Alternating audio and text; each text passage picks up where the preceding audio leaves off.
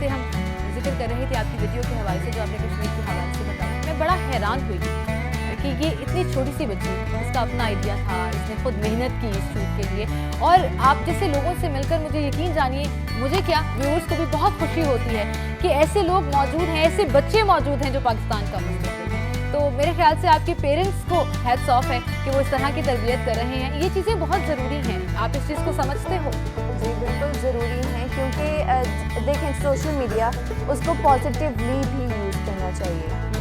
सिर्फ अच्छा, जहाँ पर बहुत से पेरेंट्स परेशान हैं कि सोशल मीडिया के बहुत नेगेटिव एस्पेक्ट्स हैं, ये बहुत टाइम कंज्यूमिंग है, बच्चों का टाइम ख़राब कर रहे हैं, वहीं पर आप जैसे लोग बच्चे भी हैं जो पेरेंट्स को बता रहे हैं कि इसका पॉजिटिव इस्तेमाल कीजिए। इसका पॉजिटिव इस्तेमाल है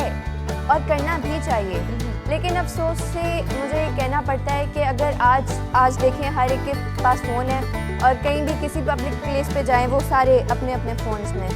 अगर उनसे कोई पूछे कि आप सीख क्या रहे हैं, they have no answer, they can not answer you. अफसोस से ही कहना पड़ता है कि वो सीख कुछ नहीं रहे। फ़र्ज़ करें मुझे सुलह हुदैबिया, उसके ऊपर इंफॉर्मेशन चाहिए,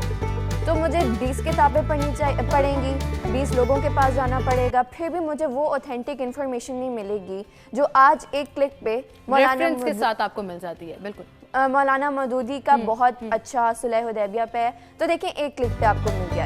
इसके अलावा देखिए, अगर आपको अपनी उर्दू इम्प्रूव करनी है तो 1000 किताबें पढ़ेंगे, उससे बेहतर है कि आप ज़िया मुहीउद्दीन या मुश्ताक अहमद यूसुफ़ी या फिरोज़ बुखारी, उनका एक क्लिक पे